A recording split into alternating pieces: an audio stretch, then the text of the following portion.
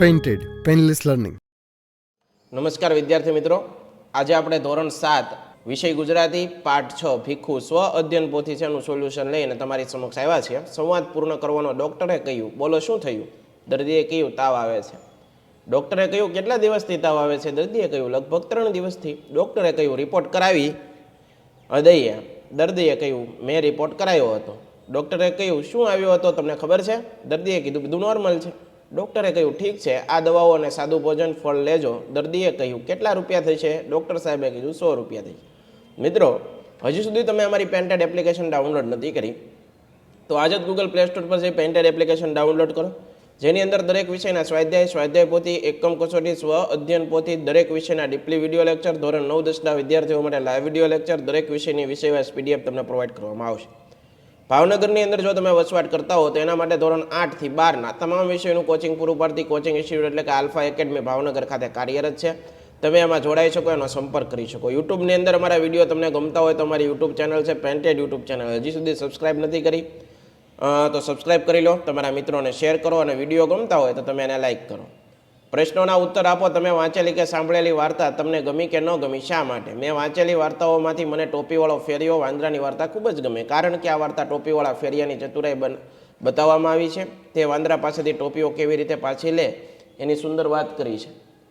તમે કોઈને ક્યારેય મદદ કરી છે? કેમ? અમારી શાળામાંથી એક વખત પ્રવાસ જવાનો હતો. અમારા મિત્ર પાસે પૈસા ઓછા હતા. મેં મારી પાસે બચેલા પૈસામાંથી એને મદદ કરી અને પ્રવાસમાં આવવા માટે ફી ભરી.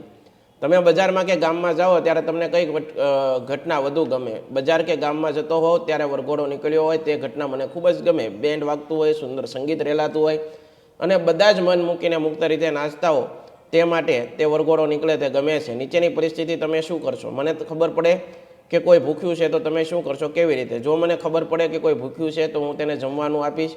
જો તે લેવા આવી શકે તેમ ન હોય તો હું તેને જ્યાં રહે છે ત્યાં જમવાનું આપીશ અને તેને અન્ય જરૂર પડે તો તેની પણ હું તેને મદદ કરીશ. તમારો મિત્ર ઘણા દિવસથી શાળાએ નથી આવતો તો તમે શું કરશો? મારો મિત્ર ઘણા દિવસથી શાળાએ ન આવ્યો હોય તો તેને તેના માતા પિતા મોબાઈલ ફોન કરી જાણકારી મેળવીશ. બીજી તકલીફ હશે તો તેના ઘરે જઈ અને મદદ કરીશ. તમને વરસાદ ખૂબ ગમે પરંતુ એની વાછટ ઘરમાં આવે તો ઘરમાં વાછટ આવતી હોય તો ક્યાંથી આવે તે જાણી રોકવાનો પ્રયાસ કરી પ્લાસ્ટિકનું કાગળ, પતરા, ચાદરની મદદથી વાછટ ઘરમાં ન આવે તેનું ધ્યાન રાખીશ. તમે એક રમકડું ખરીદ્યું ને તમને દુકાનદાર વધુ પૈસા પરત કર્યા તો તમે શું કરશો? કેમ? મેં રમકડું ખરીદ્યું હોય અને દુકાનદારે વધુ પૈસા પરત કર્યા હોય તો તેને વધારાના પૈસા પાછા આપી દઈશ, કારણ કે કોઈ વસ્તુ કે પૈસા લેવા એ સારી બાબત નથી, માટે પ્રામાણિક બની અને પૈસા પાછા આપીશ.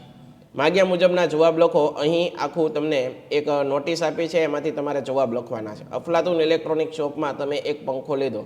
તમે કેટલા મહિના સુધી એને મફત સર્વિસ કરાવી શકો? હું 1 વર્ષ સુધી પંખાની મફત સર્વિસ કરાવી શકું. જૂની ઇલેક્ટ્રિક વસ્તુને આપીને તેના બદલામાં અફલાતુન શોપમાંથી શું મેળવી શકો? જૂની ઇલેક્ટ્રિક વસ્તુને આપી અને તેના બદલામાં અફલાતુન શોપમાંથી 1000 રૂપિયાનું આકર્ષક વળતર મેળવી શકીશ. તમારે 1 કુલર અને 2 પંખા લેવા ક્યાં જવું પડશે? અમારે 1 કુલર અને 2 પંખા લેવા અફલાતુન ઇલેક્ટ્રોનિક શોપમાં જવું પડશે. હોમ ડિલિવરી એટલે શું? કોઈ દુકાનમાંથી વસ્તુ ખરીદી અને તેને દુકાન તરફથી તે વસ્તુ આપણા ઘર સુધી પહોંચાડવામાં આવે તો એને હોમ ડિલિવરી કહેવાય. તમે અફલાતુન ઇલેક્ટ્રિકમાં જાઓ છો, તમે દુકાન બંધ હશે તો કોને ફોન કરશો? અફલાતુન ઇલેક્ટ્રોનિકમાં જાઓ તો દુકાન બંધ હશે તો ત્યાં દુકાનના માલિક આનંદ અમદાવાદીને ફોન કરીશ. ત્યારબાદ નીચે આપેલા શબ્દોના વિરોધાર્થી સમાનાર્થી શબ્દો ભેગી થઈ ગઈ છે, અલગ અલગ તારવો. તો જુઓ, સમાનાર્થી શબ્દો કયા? સ્વરનો અર્થ થાય અવાજ, વદન એટલે ચહેરો, જુલમ તો ત્રાસ, આશા તો નિરાશા, અસંશક્ત એટલે સશક્ત, પ્રકાશ એટલે અંધકાર. નીચે આપેલા પ્રશ્નોના ઉત્તર આપેલા વિકલ્પોમાંથી પસંદ કરીને આપો. એક નાનો 10 વર્ષનો છોકરો અનિમેષ દ્રષ્ટિ મીઠાઈવાળા થાળ પર જઈ રહ્યો, મટકું માર્યા વગર. પેલા છોકરા એને વળગી જ પડ્યો. આપેલા વાક્યમાં શું ખોટું પડ્યો? એ શેઠ તો એમના કુટુંબમાં સ્તંભ હો. અહીં સ્તંભ એટલે આધાર. નીચેનામાંથી કયું સાચું? એ સ્ત્રી બેઠી હતી, ખૂણામાં મેં નજર ફેરવી. મિતાંશે પોતાની આગવી કળાથી પતંગ કપાતા ઉગારી લીધો, બચાવી લીધો. કૌંસમાં શબ્દ સમૂહ આડાવડા થઈ ગયા છે, સાચી જોડ બનાવીને લખો. મટકું માર્યા વગર, અનિમેષ, ગરીબમાં ગરીબ, કંગાલ, ધનુષ જેવા વળાંકવાળી રચના, કમાન, અંગત ઉપયોગમાં આવતો, ડ્રાઈવર, શોફર, નાના ભાઈ બહેન, ભાનરડા. આશા રાખું મિત્રો આ સોલ્યુશન તમને ગમ્યું હોય છે. ફરીવાર નવા વિડીયો સાથે મળશું. ત્યાં સુધી જય હિન્દ, જય ભારત, ધન્યવાદ. Painted painless learning.